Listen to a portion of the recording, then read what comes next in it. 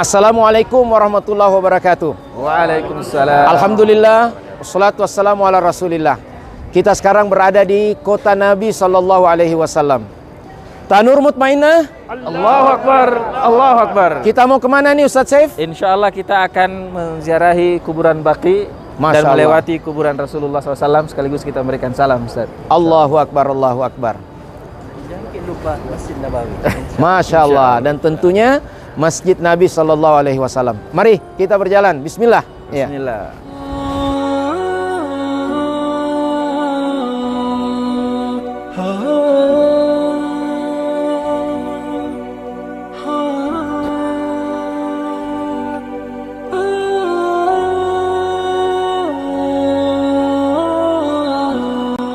Ya, Bapak dan Ibu-ibu sekalian, kita sekarang ini berada di salah satu tempat yang sangat bersejarah, namanya Saqifah Bani Sa'idah. Apa itu Saqifah Bani Sa'idah, Ustaz? Coba dijelaskan. Masya Allah. Jadi Saqifah Bani Sa'idah ini adalah tempat berkumpul. Dahulu penduduk kota Madinah itu berkumpul-kumpul untuk membicarakan ya semacam mirip-mirip lah kita kira-kira majelis permusyawaratan ya, kayak DPR-nya lah seperti itu. Nah, salah satu tempatnya ini. Dan apa sejarahnya ini?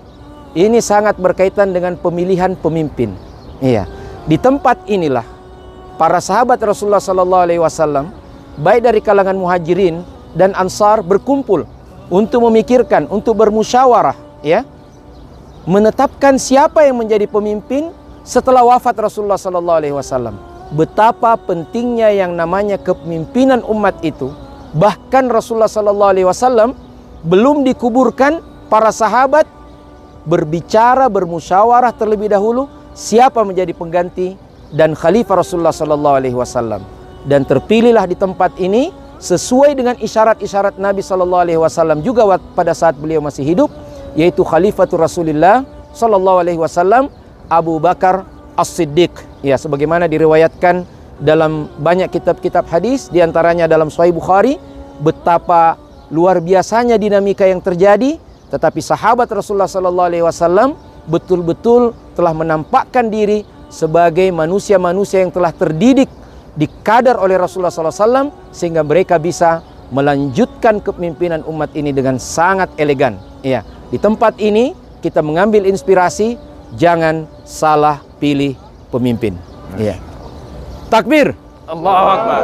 Masya Allah.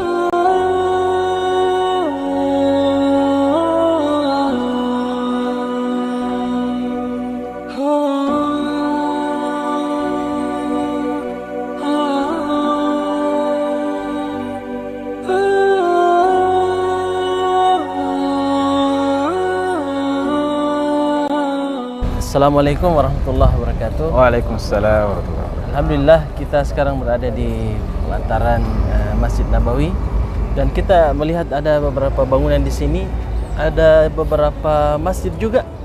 Ustaz, saya mungkin bisa jelaskan masjid-masjid ini masjid-masjid apa namanya dan apakah ada sejarahnya, Ustaz? Oke, siap. Jadi Bapak Ibu, ini kelihatannya ini namanya Masjid Ali bin Abi Thalib, Masjid Abu Bakar As-Siddiq, dan yang ujung ini namanya Masjid Qumamah. Ini dulu adalah musola atau tempat. Jadi sholat itu bukan di Masjid Nabawi. Kalau mau lebaran atau mau sholat istisqa hujan itu, tapi di lapangan inilah tempat mereka melaksanakan sholat.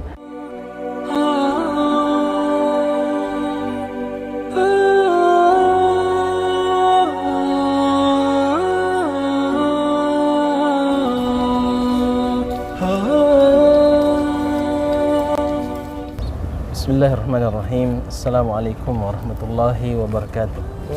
Waalaikumsalam warahmatullahi wabarakatuh. Alhamdulillah, saat ini dengan izin Allah Subhanahu wa taala kita diberi taufik untuk melaksanakan salah satu bagian daripada syariat ziarah kubur, dan kita sedang menziarahi kuburan yang sangat masyhur sejak zamannya Nabi kita sallallahu alaihi wasallam, kuburan yang berada di sekitar Masjid Nabawi, Masjid Nabi kita sallallahu alaihi wasallam, yaitu kuburan Baqi. Dan tentunya kita ingin banyak mengenal tentang kuburan ini. Makanya insya Allah bukan sekedar hadir di sini untuk ziarah, kita ingin menambah juga wawasan kita. Maka kita meminta kepada Ustadz menjelaskan tentang apa saja yang terkait dengan kuburan baqi ini. Falyatafaddal mashkuran wa ma'juran. Syukran. Assalamualaikum warahmatullahi wabarakatuh. Sebelumnya kita ucapkan salam ya dan doa sebagaimana sunnah Rasulullah sallallahu alaihi wasallam ketika mengunjungi kubur ya. Assalamualaikum ahla diyaril mu'minin wal mu'minat. Nas'alullaha lana wa lakumul afiyah wa inna insyaallahu bikum lahiqun. Bismillahirrahmanirrahim. Di pekuburan Baqi ini, jamaah sekalian yang dimuliakan oleh Allah Subhanahu wa taala, dikuburkan kurang lebih 10.000 dari sahabat Rasulullah sallallahu alaihi wasallam. Dahulunya pekuburan ini disebut Baqi Al-Gharqad. Ya. Baqi yang mana ada pohon gharqad banyak di sini yang berduri. Ya. Namun sekarang sudah tidak ada. Rasulullah sallallahu alaihi wasallam dalam satu riwayat mengatakan bahwa Jibril datang kepadanya dan mengatakan, berdoalah dan mohonkanlah ampunan kepada orang-orang yang telah dikuburkan di pekuburan Baqi ini. Ya. Dan Rasulullah sallallahu alaihi wasallam bahkan sering sekali sebagaimana riwayat Aisyah radhiyallahu anha bahkan malam-malam pergi mendoakan orang-orang yang dikubur di Baqi ini. Kita sudah lihat ya. Ini Ustadz Saif bagaimana pekuburan secara syar'i tidak perlu dibangun ya. Pekuburan secara syar'i tidak perlu dibuat sangat mentereng seperti rumah, karena sungguhnya rumah sejati bagi kita adalah amal-amal soleh. Betapapun indahnya kuburan dibangun seperti istana, kalau penghuninya itu tidak membekali diri dengan amal soleh, maka tidak akan berarti apa-apa. Namun dengan kesahajaan seperti ini, dengan kebersahajaan seperti ini, orang-orang mulia yang ada di sini insya Allah ya mendapatkan kemuliaan dari Allah Subhanahu wa taala. Walaupun menjadi catatan ya, sebagaimana kata seorang sahabat Rasulullah SAW, Salman Al-Farisi, ya, al-ard la tuqaddisu ahadan, innama yuqaddisuhu amaluh. Satu tempat tidak akan mensucikan orang, tapi yang mensucikannya adalah amalannya. Ya. Nah, walaupun tentunya ada keutamaan-keutamaan khusus, tapi bukan menjadi jaminan, ya, orang yang dikuburkan di sini pasti masuk surga. Ya, tidak juga. Ya. Namun ini satu kemuliaan hingga beberapa sahabat Rasulullah SAW memang berdoa untuk wafat di Madinah, sebagaimana Umar bin Khattab. Ya, walaupun Umar bin Khattab dikuburkan di samping Rasulullah dan Abu Bakar radhiyallahu anhu. Ini sangat luar biasa. Dan Ustadz, ya, kita berziarah kubur tentu ada hikmahnya. Ya, bisa mungkin dijelaskan sedikit Ustadz. Ya, tafadhal. Ya, di antara hikmah dan dianjurkannya menziarahi kubur yang sebelumnya Rasulullah pernah melarang dalam sebuah hadis yang sangat jelas, kuntu nahaitukum an ziaratil kubur, dahulu saya melarang kalian menziarahi kubur, al-an fazuruha, ya, adapun sekarang maka ziarahilah kubur itu. Dan di antara hikmahnya adalah mengingatkan kita akan makna kehidupan yang sebenarnya, bahwasanya sepanjang apapun usia kita, pada akhirnya akan berakhir seperti ini. Ya, dan apa yang kita miliki ada 3, tapi hanya 1 yang akan menemani kita. Ada keluarga, ada harta, dan ada amal. Tapi yang menemani kita di tempat seperti ini hanyalah amal kita. Nah, sehingga ketika melihat seperti ini, mengingatkan kita bagaimana jika seandainya suatu saat giliran kita yang berada di bawah tanah, apakah kita sudah menyiapkan bekal? Apakah kita sudah siap berjumpa dengan malaikat yang akan bertanya? Maka dengan menziarahi kuburan-kuburan seperti ini membuat kita setelahnya insya Allah ya memperbanyak ibadah dan mempersiapkan jawaban terhadap pertanyaan-pertanyaan yang akan ditanyakan nanti di alam barzakh. Demikian diantaranya. Jika kematian itu ibarat satu pintu, maka setiap kita pasti akan melewatinya. Jika ibarat dia minuman dalam satu cawan, maka setiap kita pasti akan mencicipinya. Kullu nafsin dha'iqatul maut. Setiap yang berjiwa pasti akan mencicipi yang namanya kematian. Maka orang yang cerdas, kata Nabi SAW, adalah orang yang mempersiapkan apa yang akan dihadapinya setelah kematian. Di antara sahabat Nabi SAW yang dikuburkan di Baqi adalah sahabat mulia Utsman bin Affan radhiyallahu taala anhu. Radhiyallahu taala anhu. Beliau ini dikatakan kepadanya, "Tudhkarul jannatu wan nar falam tabki."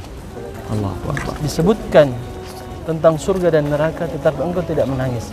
Wa tudhkarul qabr fatabki. Tapi ketika Allah. kuburan disebutkan engkau menangis. Beliau pun mengatakan, "Al-qabru awwalu manzilin min manazilil akhirah." Allahu Akbar. Kuburan itu adalah tempat persinggahan pertama di antara persinggahan-persinggahan di akhirat. Transit, Ustaz, ya? Transit. Masya Allah. Fa inna ja minhu fama ba'dahu aisar. Jika selamat darinya maka setelahnya akan lebih mudah. Fa in lam yanju minhu fama ba'dahu asyad. Tapi kalau kita tidak selamat dari kuburan ini, karena kuburan ini ada siksaannya, ada himpitannya, dia bisa menjadi taman-taman surga, tetapi dia juga menjadi liang-liang api neraka. Lalu beliau mengatakan, sami'tu Rasulullah sallallahu alaihi wasallam, saya telah mendengar Rasulullah sallallahu alaihi wasallam mengatakan, ma ra'aitu manzaran wal qabru illa wal qabru afda'u minhu. Saya tidak melihat satu pemandangan kecuali kuburanlah yang paling mengerikan. Kuburan ini, jemaah sekalian, ada himpitannya, yang mana kata ulama kita berdasarkan hadis-hadis dan riwayat-riwayat yang ada bahwa setiap kita akan merasakan himpitan itu. Aisyah radhiyallahu taala anha pernah mengatakan, inna lil qabri daktatan, sungguhnya kuburan itu ada himpitannya. Walau kana ahadun najian, andai kata ada orang yang pantas selamat darinya, naja minhu Sa'ad bin Mu'adz, maka yang paling pantas selamat darinya adalah Sa'ad bin Mu'adz. Beliau ini yang kita lewati tadi adalah Sayyidu Al-Khazraj di Bani Thaqif, Bani Sa'idah, Thaqifat Bani Sa'idah, yang mana ketika beliau wafat, beliau ini kata Ibnu Umar, ketika beliau wafat di medan jihad yang diikuti oleh para sahabat dan Nabi SAW, Aisyah mengatakan, Ibnu Umar mengatakan, inilah sahabat yang ketika wafat ihtazza lahu arsyur rahman, arasy Allah bergetar, subhanallah. Dan futihat abwabus sama, pintu-pintu langit dibuka, yang kata ulama kita pada saat itu akan bercucuran rahmat Allah Subhanahu wa taala, seperti juga di bulan Ramadan. Lalu tashhadu lahu janazatahu 70,000 malak, dihadiri jenazahnya 70,000 malaikat. Tetapi Ibnu Umar mengatakan, dummatan thumma furija lahu. Beliau juga ternyata dihimpit oleh kuburan itu lalu kemudian dilepaskan. Karena ulama kita berbeda pendapat tentang himpitan kuburan ini. Ada yang mengatakan bahwa himpitan kuburan ini bagi orang-orang kafir adalah himpitan yang sangat dahsyat, yang akan meremukkan tulang-tulang mereka. Tetapi himpitan bagi orang-orang beriman, seperti seorang ibu yang sudah lama menantikan anaknya telah berkelana di muka bumi ini, ada yang mungkin menghabiskan umurnya dengan kebaikan, sehingga ketika dinantikan betul-betul, ketika sampai bertemu dengan ibunya, dia didekap, dielus-elus kepalanya begitu lembut. Tetapi ada juga yang mungkin ketika dia hidup di dunia agak rusak perbuatannya, agak buruk perbuatannya, sehingga ketika bertemu dengan ibunya, yaitu bumi ini adalah ibu kita, karena kita diciptakan dari tanah, maka ketika seseorang buruk perbuatannya, dia pun akan diperlakukan agak kasar, karena mungkin ada sedikit murka, marah dengan perbuatannya. Namun pendapat yang kuat, kata ulama kita, bahwa setiap orang akan dihimpit oleh kuburan ini sesuai dengan kadar amalannya. Karena ternyata himpitan kubur itu, kata Ibnu Taimiyah rahimahullah ta'ala, bagian daripada penggugur dosa. Dan ini beliau sebutkan dalam Majmu' Fatawa beliau. Sehingga sangat pantas bagi kita untuk betul-betul mengambil pelajaran dari ziarah kubur ini, bahwa ini adalah sesuatu yang pasti kita akan berada di tempat seperti ini dalam waktu yang sangat lama. Hanya Allah Subhanahu wa taala yang tahu. Orang yang pertama kali wafat dari keturunan Nabi Adam alaihissalam sampai saat ini kita tidak tahu sudah berapa ribu tahun, bahkan mungkin juta tahun mereka berada di alam yang kita tidak tahu kondisinya, sehingga kita sangat pantas untuk berbekal dengan bekal yang sangat banyak seperti yang disebutkan oleh Ustaz kita tadi, bekal yang terbaik sesuai dengan perjalanan dan waktu yang akan kita habiskan di alam kubur ini harus diselesaikan. Amalan-amalan tersebut yang akan menjadi penentu apakah kita akan bahagia di alam kubur itu atau tidak.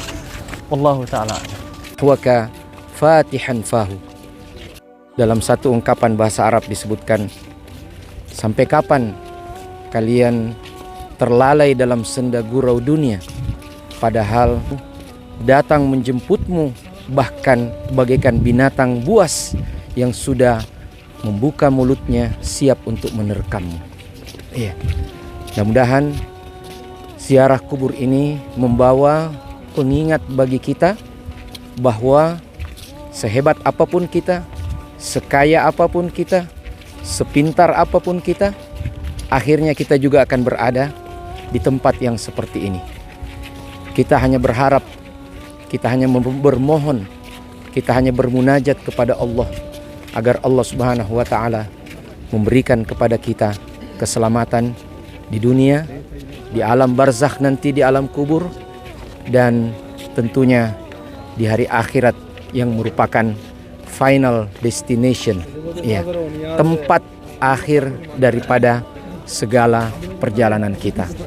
Jangan sampai kita seperti yang disebutkan dalam Al-Quran, iya, ada ayat tentang orang-orang yang bumi tidak merasa terlalu bersedih, ya, dengan. Tolong dibacakan ayatnya, Ustaz. Ya, di dalam surah Ad-Dukhan juz 25 Allah Subhanahu wa taala menceritakan tentang Firaun ketika Allah Subhanahu wa taala menenggelamkannya bersama dengan para. Allah menyatakan, mengisahkan kepada kita, fama bakat alaihimus sama'u wal ard wa ma kanu munzarin. Langit dan bumi tidak menangisi atas kematian mereka. Sebagian ulama tafsir kita ambil mafhum mukhalafah, artinya jika umat Islam ada yang meninggal dunia atau orang-orang soleh, maka langit dan bumi kematiannya. Sebagaimana Arsy Ar-Rahman bergetar ketika Sa'ad ibn Mu'adz radhiyallahu ta'ala anhu meninggal dunia. Maka sebagaimana ada pepatah syair yang mengatakan, ya ibna Adam, wahai anak cucu Adam, waladatka ummuka bakiyah wan nasu haulaka yadhakun. Wahai anak Adam, engkau dilahirkan oleh ibumu dalam keadaan menangis dan manusia di sekitarmu tertawa. Maka jadikanlah saat engkau meninggal dunia nanti dalam keadaan senyum dan orang-orang di sekitarmu yang menangis. Demikian. Allahu akbar. Rahimahumullah jami'an, radhiyallahu anhus sahabah. Semoga Allah merahmati semua kaum muslimin yang telah mendahului kita dan memberikan keridhaannya kepada seluruh sahabat Rasul. Jamaah sekalian, dikuburkan di sini banyak orang-orang luar biasa. Ada Utsman bin Mad'un, iya, dan beberapa keluarga Rasulullah sallallahu alaihi wasallam. Datang sekali lagi menziarahi kubur mereka bukan untuk memuji mereka, tapi untuk mengingat kematian yang pasti akan datang kepada kita, dan kita mengambil ibrah bahwa mereka sehebat-hebatnya, berimannya juga menghadapi kematian. Apalagi dengan kita, kehidupan pasti akan berakhir. Sesenang apapun kita akan berakhir, dan tentunya kita mengharapkan husnul khotimah.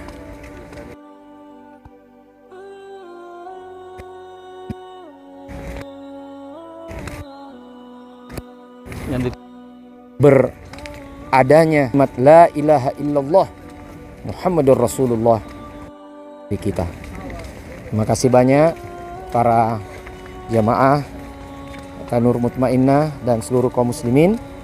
Mudah-mudahan Allah Subhanahu wa taala senantiasa merahmati kita, dan mudah-mudahan Allah Subhanahu wa taala menggabungkan kita nanti dengan para solihin yang ada di pekuburan Baqi ini bersama dengan Sayyidul Basyariyah, pemimpin semua umat manusia, baginda kita Rasulullah Muhammad sallallahu alaihi wasallam. Allahumma salli wa sallim wa barik wa an'im ala hadzal ar-rasulil karim wa ala alihi wa sahbihi ajma'in. Assalamualaikum warahmatullahi wabarakatuh. Assalamualaikum warahmatullahi wabarakatuh. Alhamdulillah, salatu wassalamu ala sayyidina Muhammad wa ala alihi wa sahbihi ajma'in. Kalian, kami berada di pelataran Masjid Nabi sallallahu alaihi wasallam.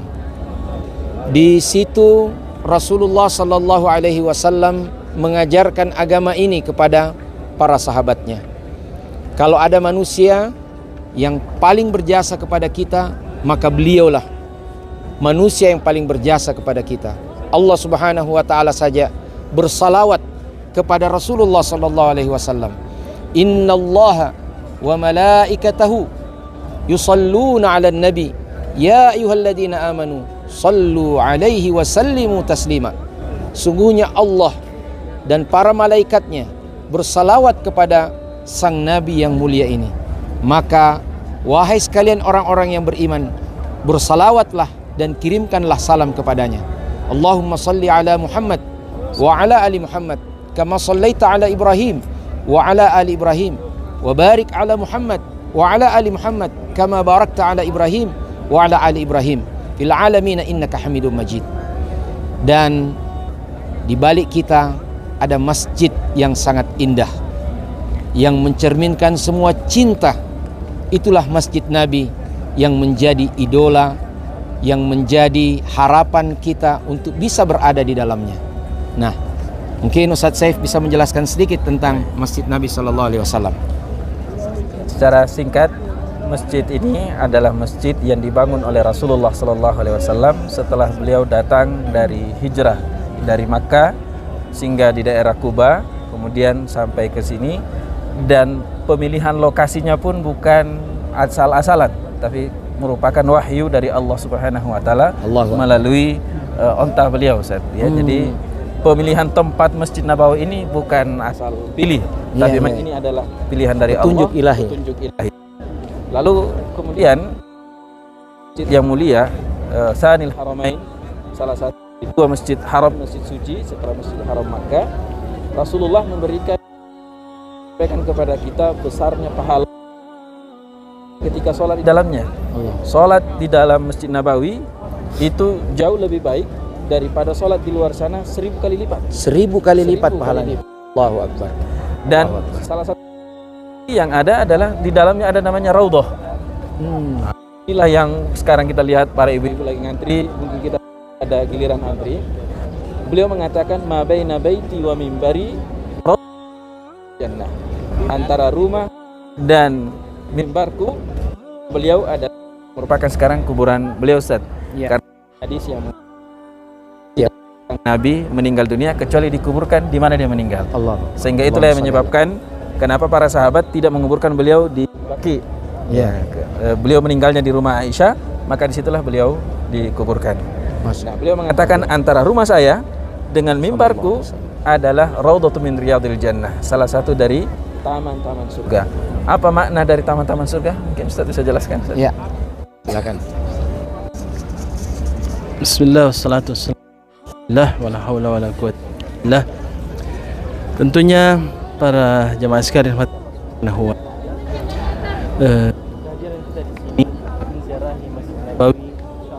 bukti kecintaan Nabi sallallahu alaihi wasallam, dan itu bagian daripada ibadah dan taqarrub kepada Allah Subhanahu wa taala. Suatu ketika Nabi kita sallallahu alaihi wasallam mengatakan bahwa tidak sempurna seseorang hingga aku cintanya daripada dirinya, anak-anaknya, bahkan kedua orang tuanya. Yang mana ketika itu Umar bin Khattab radhiyallahu taala anhu agak sedikit berat dengan hadis tersebut. Namun ketika Nabi menyampaikan hal itu kepada beliau, beliau pun menerima bahwa semuanya untuk Nabi sallallahu alaihi wasallam. Bahkan diri sendiri kita korbankan untuk Nabi sallallahu alaihi wasallam. Mencintai Nabi sallallahu alaihi wasallam jika dilandasi dengan keikhlasan, kejujuran karena iman kepada Allah Subhanahu wa taala, itu akan melahirkan al-ladza fil qalb. Ada kelezatan. Nabi kita sallallahu alaihi wasallam mengatakan bahwa salat fihi wajada bihinna halawatal iman.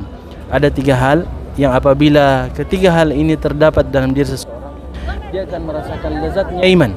Dan yang pertama kali beliau sebutkan adalah ayyakun Allah wa rasuluhu ahabbu ilaihi mimma siwahuma. Allah dan Rasulnya yang paling besar, paling luas di dalam hati.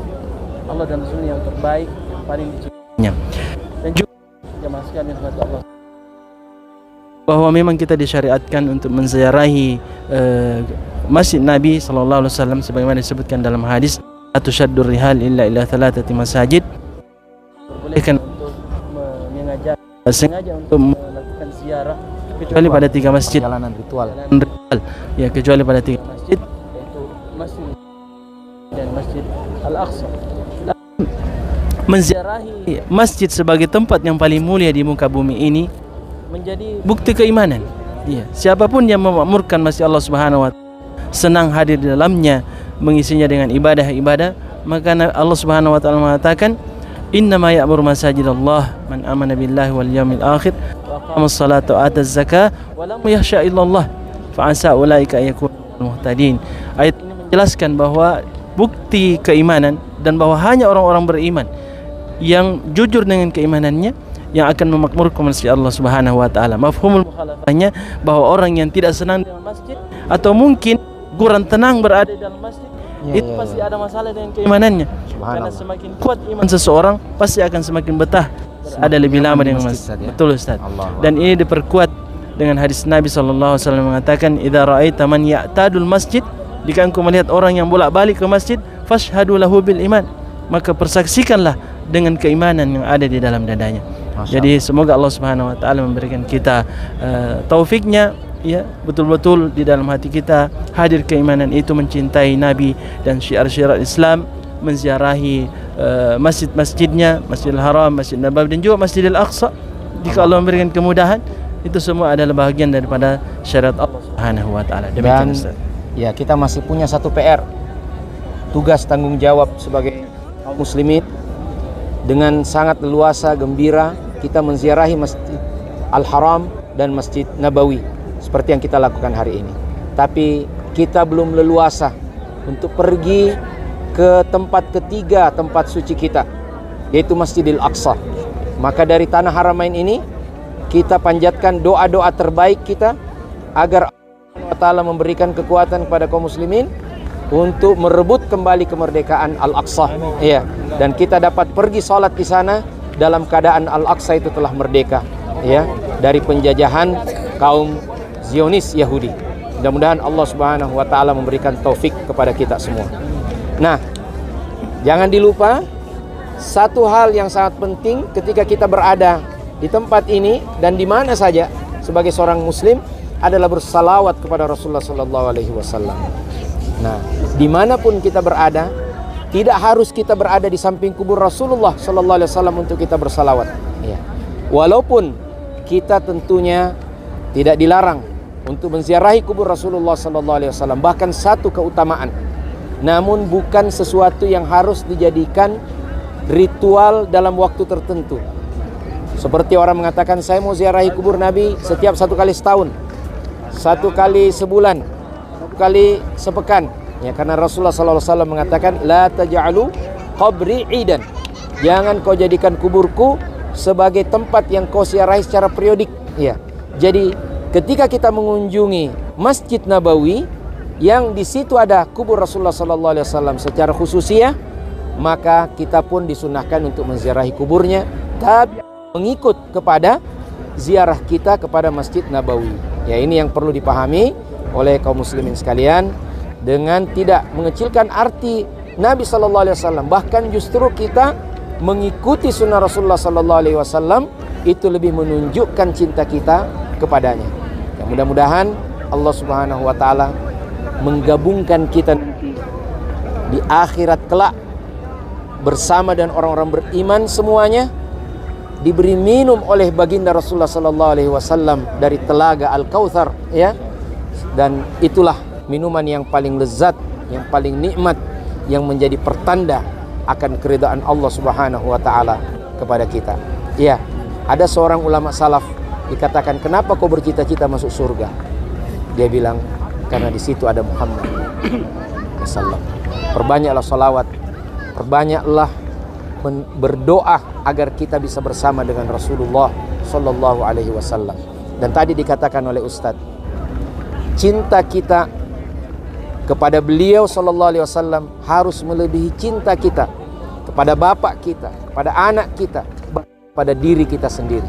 Ketika Umar tadi dikatakan, ya, lebih cinta ya daripada diri sendiri, Umar mengatakan, ya, engkau lebih aku cintai Rasulullah SAW kecuali dari diriku sendiri. Rasulullah mengatakan, belum sempurna cintamu wahai Umar. Lantas Umar mengatakan, sekarang ya Rasulullah, engkau lebih aku cintai termasuk dari diriku sendiri. Maka Rasulullah mengatakan, al-ana ya Umar, al-ana ya Umar, sekarang wahai Umar baru sempurna cintamu. Iya, cinta harus disempurnakan dan harus diparipurnakan. Maka cinta kepada Rasulullah SAW adalah bukti cinta kita kepada Allah Subhanahu wa ta'ala. Dan bagaimana kita membuktikan cinta kepada Rasulullah SAW adalah dengan mengikut sunnahnya. Innal muhibba liman yuhibbu muti'u. Orang mencinta kepada yang dicintainya akan mengikut apa yang dikatakan orang yang dicintainya. Allahumma salli ala Sayyidina Muhammad wa ala ali Sayyidina Muhammad kama sallaita ala Ibrahim wa ala ali Sayyidina Ibrahim wa barik ala Sayyidina Muhammad wa ala Sayyidina Muhammad kama barakta ala Sayyidina Ibrahim wa ala ali Sayyidina Ibrahim fil alamin innaka Hamidum Majid. Wassalamu alaikum warahmatullahi wabarakatuh.